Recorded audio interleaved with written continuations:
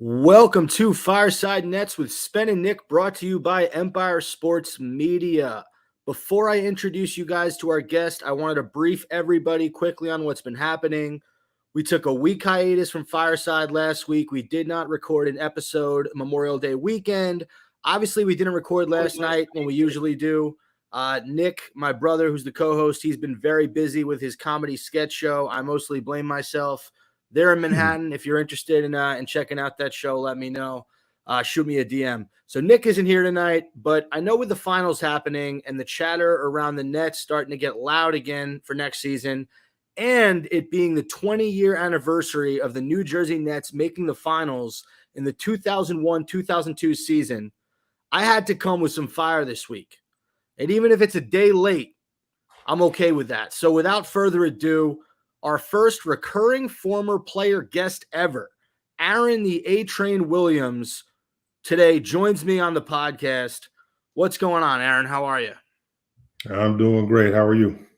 I'm doing well. Did you know that you are the first player recurring guest on Fireside Nets? I did not know that. I'm honored. Thank you. We've had Kenny Anderson, we've had Boston Knockbar and CJ Watson, and Aaron Williams, and now we've had you twice. So very happy to have you on. In my opinion, you played on the Nets teams when they were most exciting in the best era to be a Nets fan. So for me, that means the world. As I mentioned, you played in the NBA. You're in the league for 15 years, I think, 93 to 08. Is that about right? Yeah, well, I think it's officially 13 or 14, maybe. Okay. Yeah, Right. Because I went overseas for like a year or two. So okay, but most importantly, you played 4.5 seasons with the Nets from 2000 to 2005. You were the first big man off the bench, and in your best season with the Nets, you put up 10.2 points per game and 7.2 rebounds per game in 2000. So my first question is, when you hear, the 20-year anniversary of that 01-02 team, I mean, what goes through your mind? I'm getting old. Because until you said that, I had no idea that was really the 20-year anniversary of it. Yeah, I mean, time flies. A lot of things have changed since then. The game has changed, and 20 years. Wow, I didn't even think about it till you said that. That's crazy, right? Yeah, it's been that type of week with kind of these things just popping up. I know the first time we had you on, we talked a lot about those early 2000 Nets teams. We're not going to talk about them as much on this episode, but for our younger audience out there, just tell them what you remember most about playing with Jason Kidd, Richard Jefferson, Kenyon Martin, what it was like to play with those guys and go to the finals in back-to-back seasons. It was pretty wild. I think we'd be lying if we told you we expected that to happen. When we first traded for J Kidd, we knew we were going to be good. We knew we had a lot of athletes, and we had a lot of guys who had the right attitudes and high IQ players and players who played the right way. And throughout training camp, we realized that we might have something here. I think it was a real balanced team, and we, as the season went on, we started beating a lot of teams, and we seen that we can play at a high level. And when you have a guy like J Kidd leading the way, any given night you're gonna win some games, no matter if you're going into the fourth quarter down 10 or up 10. It didn't really matter. You always knew you had a chance to win when you're playing with greatness. Were you surprised to see how successful he was this year as the Mavericks coach, or that doesn't surprise you because you played with him? I think they kind of took the league by surprise towards the end of the year. Nobody thought they were going to play that well, especially into the playoffs. I think once the playoffs started, they kind of found their niche and found their groove, and they started clicking on all cylinders. And they were a tough out. Luka's no joke. He's a similar type of player to J Kidd. He doesn't do it on the defensive end like J Kidd does, but he's a hell of a player. He's hard to stop. He gets his teammates involved. He gets them open shots, and if they're on maybe one or two pieces away themselves, they're right there. Yeah, I give J Kidd a lot of credit. I thought he did a great job with that team because I think the second best player after Luka was Spencer Dinwiddie or Jalen Brunson. I mean, take your pick. But as a second option for if you're trying to be a championship contender, those guys are good. I don't know if they're second option good. I know the last time we had Jan, we talked about that 01-02 series against the Lakers, and basically what you said to me was there was no way we were beating Kobe Bryant. So, I mean, you go into a series like that, knowing the greatness of Kobe and Shaq, like, how were you able to compete? And I know that first game, you gave them a run for their money. And after that, the series kind of got away from you. But what's your mindset going into a series against the likes of Kobe Bryant? We had another guy there who's pretty good named Shaq. Yeah, I know. You punched him. You punched him in the gut and you got his respect. I remember that story. Yeah, That's one of my favorite stories. yeah. When the series started, we didn't think we didn't have a chance. We thought we had a chance, but as it went on, we realized that these guys are on a mission. This is one of the all-time great teams. You know what I mean? And to be led by two arguably top 10 players of all time, and they have probably, if you want to rate role players as top 10, they had a couple of those guys in there too. So they were a well-oiled machine, and they had, Phil Jackson's coaching them. They were just on a mission, man. It's, when it started, we thought we had a chance, and they just took it to us, and we didn't. They punched us in the mouth. We didn't know where it hit us, and it was just we were just going along for the ride at that point. I mean, you guys were also sandwiched between, like, you were in the middle of their three-peat, right? Because they had beat the Pacers. Oh no, you weren't. You were the last team they beat, and then the next year it was the Spurs because you guys got back to the championship. I'm sorry, that's what Right. that's what I'm misremembering. So the last time we talked, you said when you went into that Spurs series, and even after the first few games, you thought you guys really had a shot, and you took them 6 games. I mean, it was a very competitive series. If you could go back 19 years and get in Byron Scott's ear, is there anything you would change about that Nets Spurs series? Oh man. I don't know if there's things I would change. I think maybe our strategy, maybe you can change the strategy a little bit, but again, they had some great players. Do I think we should have won that series? Yes, but to lose to Manu Ginobili, Tony Parker, and Tim Duncan with Greg Popovich as their coach, you know what I mean? It's no one's gonna go down in history saying that Nets team choked or anything like that. We Right. gave it what we had. A few tweaks here and there. Who knows what happens. I definitely think we had the personnel to win it, and the experience from being there the year before, but it just wasn't to be. You hear a lot of guys these days, Charles Barkley, Gary Payton, Shaq. They talk about how much more the NBA was even just 20 years ago. So, in your opinion, what is the main difference between the NBA when you played versus the NBA today? Oh man. Well, the obvious is all the 3-point shots that are taken in a game. I think the pace is a little faster. The game has gotten softer. I don't think necessarily the players have gotten softer. I think by default they've gotten softer because the game is called different, so you have to play different.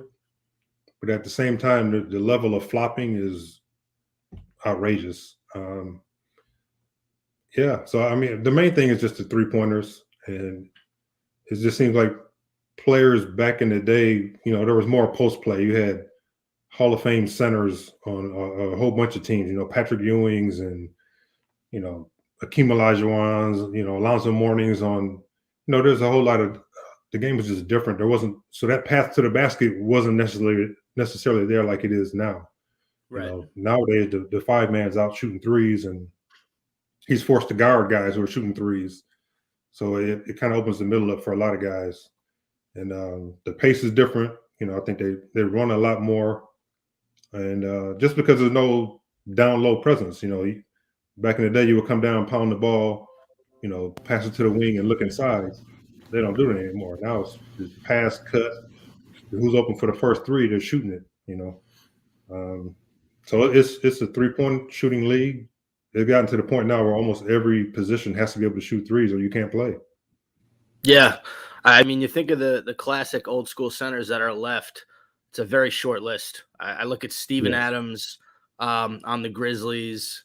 I look at Nurkic on the Blazers. He's more or less an old school center. Outside of those two guys, I have to really think about it. I mean, the Nets have a few of those guys. You know, Drummond is more old school, but he's not really a post up player. Drummond, he's more, he gets a lot of Right. his points, off the ball, and same with Nick Claxton. So yeah, it's hard to really think. Like, I guess the best post up player right now, and tell me if you think I'm wrong, would be Joel Embiid.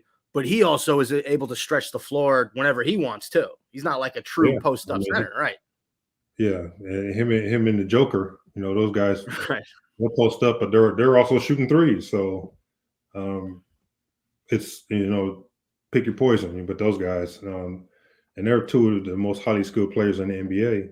But other than that, your Rudy Gobert's, he's down low, and he's not even. You can't even come down and look to him every time down to score in the post, because that's not really what he does. Right. Those No, guys like that yeah. are dinosaurs now. You're absolutely right. I still think you could play in this era, though. I still think you'd find your niche. I think I could. I was a good shooter. I didn't shoot threes because it just wasn't called for at the time. But if I played now, I would definitely shoot threes. Yeah, it would. Yeah, I mean, and you see it evolves with a lot of guys. Robin Lopez wasn't a 3-point shooter.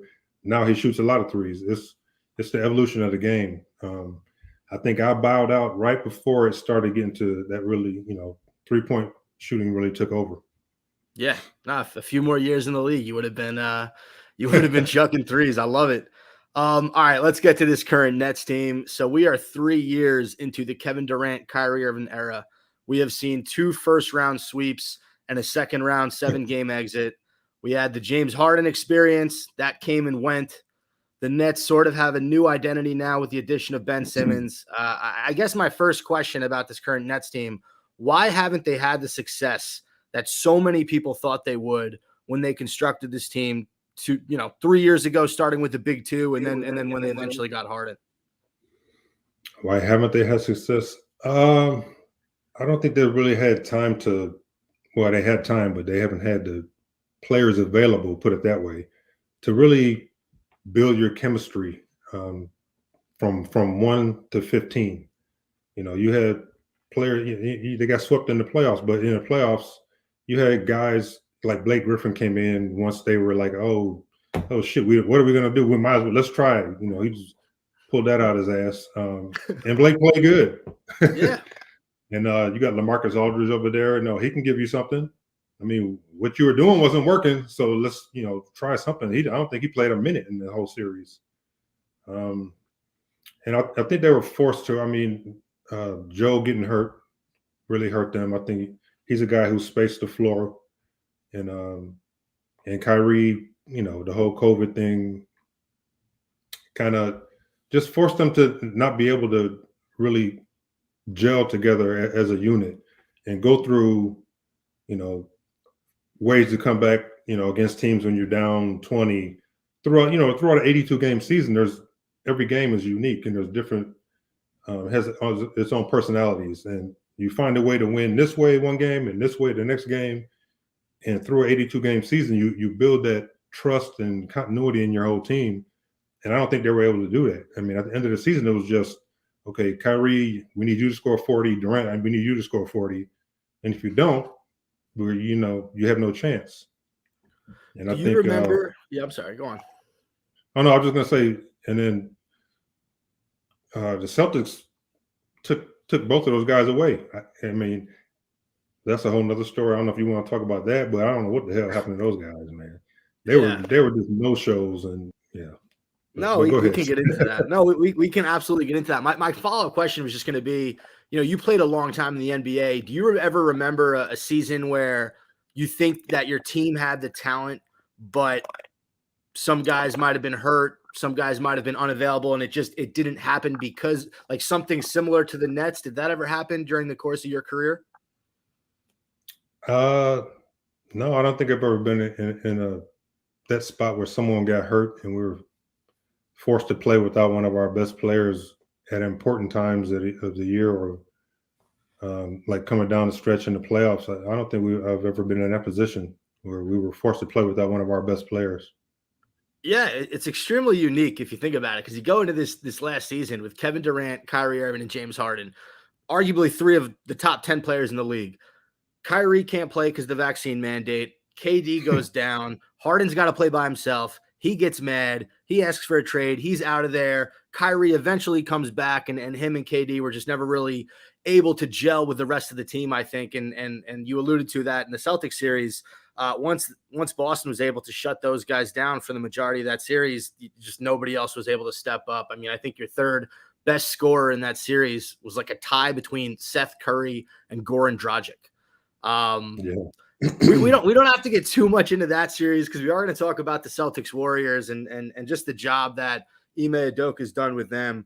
You brought up Kyrie Irving. We talked a little bit about his availability, unavailability. The Nets are faced with a decision this offseason. They got to decide if they want to pay him, they want to give him that extension. So if you are Sean Marks, what are you doing at this point with Kyrie Irving? I think you kind of have to pay him.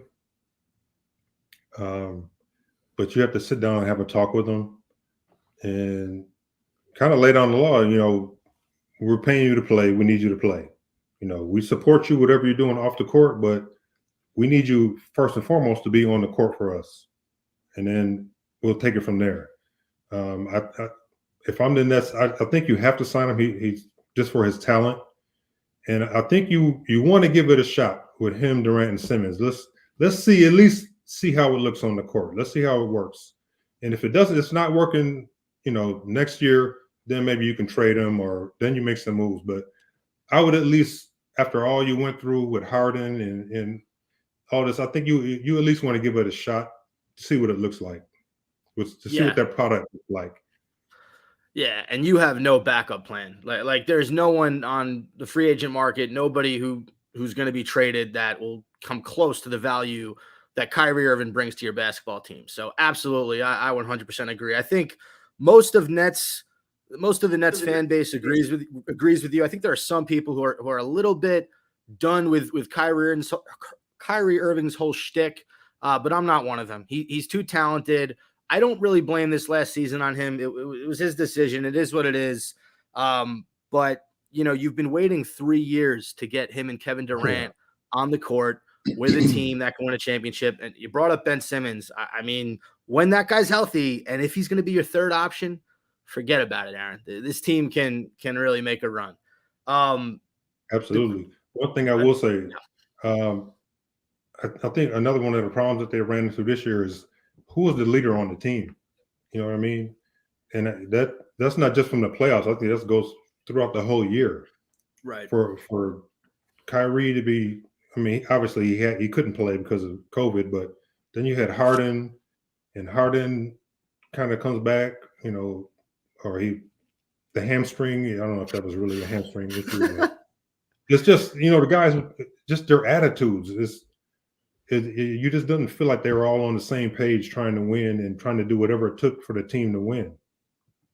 Yeah. Like there's something's wrong there. I don't know if it starts with Steve Nash or Sean Marks. I don't know, but something isn't quite right there. And maybe it goes back to when Kyrie and Durant first came there and they said, we don't need a coach. You know, we're good. Yeah. I mean, you see how ridiculous that was after this year. But yeah, something has to be done with the leadership on the team, whether Durant, you know, takes the lead. He should be the leader, you would think. And, you know, you got to lay down the law. And you got to get all those guys on the same page, because if they're on the same page, they're going to be really dangerous. Yeah, I mean, that quote really came back to bite him in the ass. You look at what the Bucks did last year with Budenholzer. He was excellent. This year, the Celtics, Ime Udoka, who was on the Nets bench last year. He was an assistant coach. We let him get away. He's been phenomenal in Boston. You brought up Steve Nash. Do you think he's the right guy for the job, or would you like to see the Nets go in a different direction? It's hard to say. You know, I never want to say anybody should be replaced, but His strategy against the Celtics, I was kind of just had me. It was kind of mind boggling to me the way the Celtics were playing and crowding Durant every time he could catch the ball. I mean, Durant will have a guy who's 6'5" guarding him, and he'll still be trying to catch the ball at the 3-point line. Why don't you put him in the post? Put him closer to the basket so he can just catch the ball, turn around, and shoot. You don't have to worry about it. You know what I mean? But like the whole time, they just kept putting him on the 3-point line. And as soon as he takes one dribble, there's two people on him. You know, what's he supposed to do? So, and it's not just him. You know, I guess it goes to the assistant coaches too. But somebody had to suggest something different. I mean, you see it's not working in game one. It's almost like the adjustments weren't made throughout the whole series. And it's just mind-boggling. Yeah, I would tend to agree with you. You're right. I don't like calling for people's jobs. I agree with you on that. I don't think Nash is a bad coach. I don't know. I'm not sure after 3 seasons if you want to just keep putting the same group out there. Like, you look at what the Celtics did. We're going to talk about them in a second. They didn't change that much up. I mean, they moved Brad Stevens to the front office. You hire Ime Udoka. The roster is relatively the same. It's the same guys, right? Horford was there in the beginning. He left. He's back. You make the trade for Derek White, but you still have a core of Marcus Smart, Jaylen Brown, Jason Tatum. You still have guys like Robert Williams on this team, and Grant Williams, who's been there for a minute. And it's not like they had to change up everything. They just changed up their coach, and all of a sudden they were able to sort of break through and win the East. So I don't not like Nash, but you've seen the result the past 3 seasons, and you have the same core. I don't know. I think it's time to switch up the coaching, but we both know how close Nash and Marks are, and I don't think that Marks is going to make that move. I think they're going to run it back with Steve Nash. Yeah, it looks like it. I mean, I think if they were going to make a change, they would have made it already. Or maybe not. We'll see. I mean, there's still a lot of summer. There's still a lot of summer left, but the same thing with Ime Udoka. The Celtics didn't start off great. They were really struggling in the beginning of the season, but their core players stuck together and they found out ways to win throughout the season. And when you have players there who are available every night, you can kind of fine tune things and tweak things to see what works in different situations. And I think now, no matter what teams throw at Boston, they have a way to counter it. They know, different players off the bench who play good against, the way this team is playing defense against us. Or, it's all the little tiny things that make a big difference. I don't think the Nets really had a chance to work those kinks out throughout the season. Yeah, I agree with you. This is a great transition. We're watching the finals right now. Not currently right now, but the series is tied 1-1. The next game is Wednesday night. So if you're listening to the pod, it's tonight. If you're watching, it's tomorrow night. What are your thoughts on this series so far? Tied 1 game apiece. Who has the advantage going to Boston for game 3?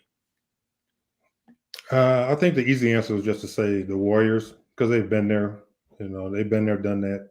They have the experience. I think they showed in game 2 that they're not, they're not flustered. Draymond said right after the game, we're not worried. Steph was, they're not worried. And I think they were maybe a little worried by the way they lost that fourth quarter. But I think they realized that as good as they played throughout that game, just go back, watch film on that fourth quarter, tweak some things. Don't make silly mistakes, silly turnovers. And the game is totally different. Boston kind of got rolling there in the fourth quarter. And a lot of guys who normally don't hit big shots and probably won't again were hitting big shots. I was sitting watching the game like, can Derek White miss a shot? This is crazy. Is Horford like Dirk Nowitzki out there? Like, what is going on? He wasn't missing. And I think they all came back down to earth in game 2. So it'll be interesting to see as the Warriors take their game on the road. I think they have a lot of veterans, and I don't think they'll really be flustered on the road. So it'll be exciting to watch. What is your prediction for the rest of the series? I'm going to take the Warriors in 7. 7, okay. I like that. Yeah. Why do analysts always feel the need to not only talk about a guy's legacy while it's happening, like with Steph Curry, but why do they feel the need to compare Steph and the greatness that he brings to the game and what he's doing out on the court, and they compare him to LeBron? Can't we just respect that both these guys are incredible? Like comparing them is so stupid to me. Yeah, especially when their games are totally different. They don't play the same position. Yeah, I think we tend to do that, With everything. always. We're always comparing Jordan to LeBron, and it's very rare that we just sit back and appreciate both of them and their greatness. Just appreciate the greatness that why he's here, And Steph is doing something that has never been seen before, and he's damn near single-handedly, changed the game. And it's amazing to watch him play. And actually, I think he's underrated because he's one of the best ball handlers I've ever seen, and he's a great passer. And he gets to the basket and he finishes at the basket as good as anybody. And I think he doesn't get enough credit for that. You see him pulling up from 30 feet, and that's the wow moment, but you tend to overlook all the other things he does, in addition to actually being a pretty good defensive player. Yeah, his defense has improved, and you see it in this postseason. He's been really, I wouldn't say locking guys up, but he's been giving guys a hard time, and specifically Jason Tatum. Like, Tatum does not want to take Curry when he gets the ball. It's kind of embarrassing. You talked about Curry changing the game. I want to tell you a quick story, and this is sort of a humble brag. Not only has he changed the game around the NBA, he's influenced his teammates. You see the shot that Jordan Poole took in Game 2. A step in from half court, right? He nails it. So I'm at the park the other day. I'm playing this kid one-on-one, and that thought goes through my head. Oh, shit, that shot that he took, I'm going to try that. So I back out, and I just pulled up from like 30 feet and drilled it. And this kid looked at me, and I'm thinking, if it's not for Steph Curry and Jordan Poole, I don't take that shot. That's a bad shot.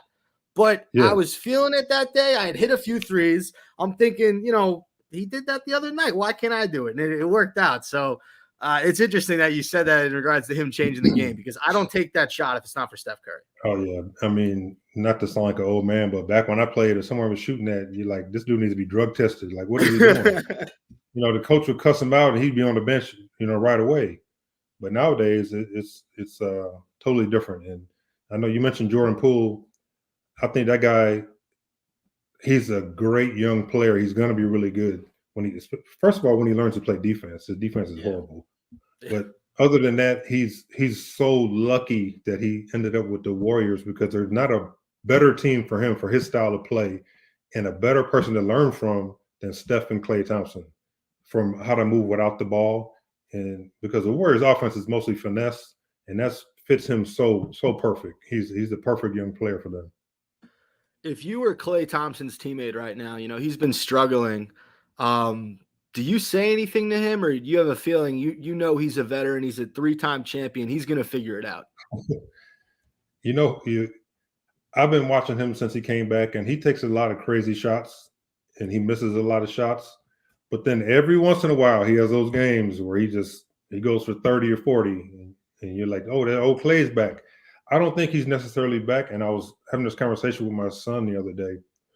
I think a lot of reasons he takes some of these shots that aren't necessarily good shots is because coming back from the injuries he's come back from, first of all, he's not really 100% yet. That's physical and mental. So I don't think he's 100% yet. He will be next year. But I don't think he's confident in his ability to create off the dribble like he was before. So if he catches the ball and coming off a screen or wherever, if he's even a little bit open, he's going to shoot it, because I don't think he's confident that once the defender, is on him, he's going to be able to create something for himself. But he's definitely struggling. I don't think you say something to him, because, like I said, he's liable to go for 35, tomorrow night. So who knows? If you haven't said nothing to him all year, because he's been playing this way all year, honestly. Right. It's not like he's been playing really, really good, and all of a sudden he's in a slump. He's been up and down all year. And I think it's just because he's not totally 100%. And now you're playing at the highest level against one of the best defensive teams in the NBA, and shots aren't coming easy. So, you got to live with it. I mean, I think you live with Klay shooting 19 shots. There's not many players you'd rather have shooting 19 shots than him.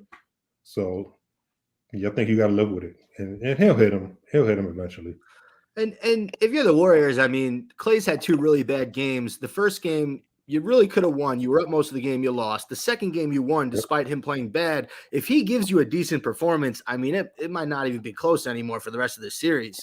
On the other side of things, you know, Jaylen Brown's had a really solid 2 games. He wasn't as good as in game 2, but in game 1, he took over in that fourth quarter. Jason Tatum has sort of underwhelmed on both ends of the ball. I know he had a good scoring night in game 2, but no assists for Jason Tatum. What do you think of Jason Tatum? Do you think do we hold Tatum to an unfair standard, or should he be a top 5 player in this league? I don't know. He's definitely not top 5. I think this is his chance to break through, to be on that next tier of player. I think he's right there. He's a star, but I'm not sure he's a superstar yet.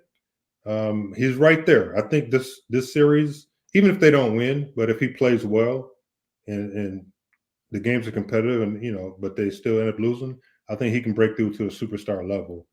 I just don't think he's there just yet. He's had moments of it throughout the playoffs. He's been playing really well, but you know, the time is now. It's all about winning, and we'll see. I think if he can lead his team to a championship, definitely he'll be at that next level, and I'll consider him a superstar. And like I said, even if he plays really well and they don't win, I consider him a superstar. But I don't think through the first 2 games of the series, I don't think I would put him on that level just yet.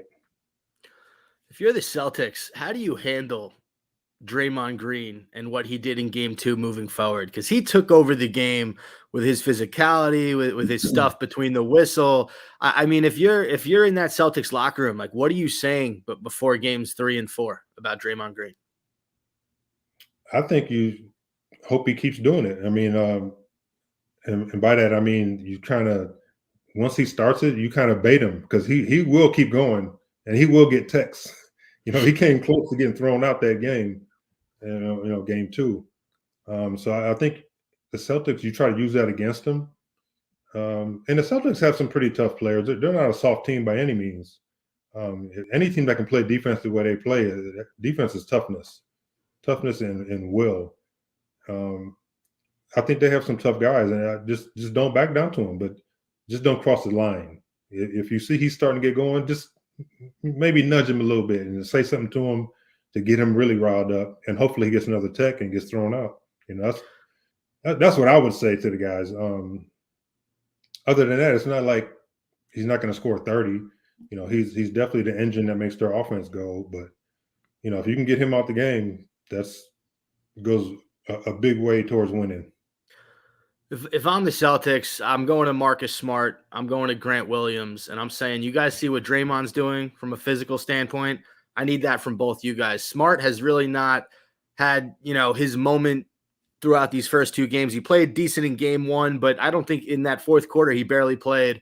I would like to see him raise his level of play and sort of meet what Draymond's doing. And then Grant Williams is sort of been a no-show in this series so far. So from those 2 guys, if they can give you that physicality, I mean, Marcus Smart was the defensive player of the year this year, right? Like, no one's more physical and smart on defense than Marcus Smart. You have Robert Williams, who's also an all-NBA defensive player. You should not be getting punked by Draymond Green. You have too many guys on the Celtics who are physical enough to deal with that. All right. Yeah. Draymond's like the one physical guy on Golden State, and you're letting him get away. Really it. Yeah. That's really can't let that happen. Aaron, you've been awesome. I have 2 more quick segments before we let you go. The first segment is, what does Aaron Williams think? What do you think of the NBA contemplating on shortening an 82 game season?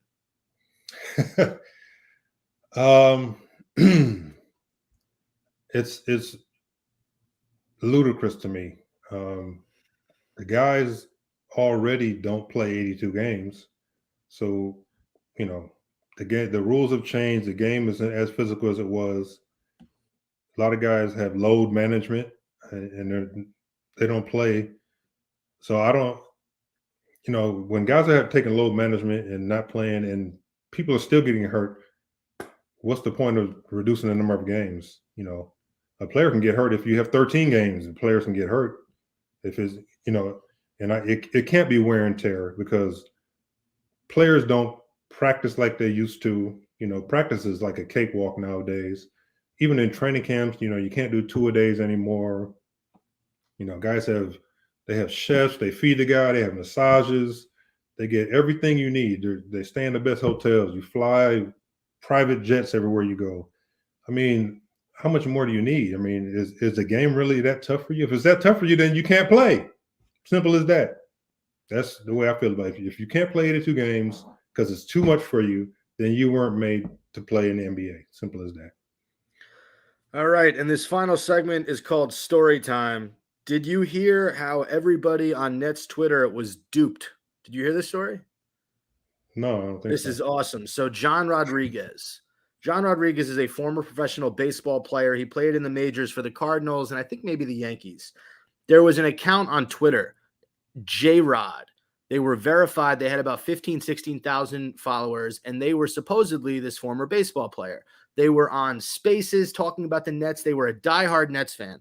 Turns out they were a catfish. They were impersonating the real, what's the guy's name? John Rodriguez, whose Twitter is extremely low key. He's not like someone in the public spotlight. And this guy was called out and basically exposed, and he deleted his Twitter. So the entire, everyone who converses about the Nets and what we call Nets Twitter world, they got catfished and duped by this guy. It was insane. What kind of stuff was he saying? He was speaking normally about the Nets. He was a diehard fan, but he was pretending to be this former MLB player, and everyone fell for it. So my question is, what happens if somebody, starts impersonating Aaron Williams and they create a whole Twitter talking about the Nets as Aaron Williams? That'd be crazy. Yeah. I mean, well, you got my number. You can call me and see if it's really me. So, there you go. So you'll get contact if it's real or not. I got you. I like that a lot. I appreciate that.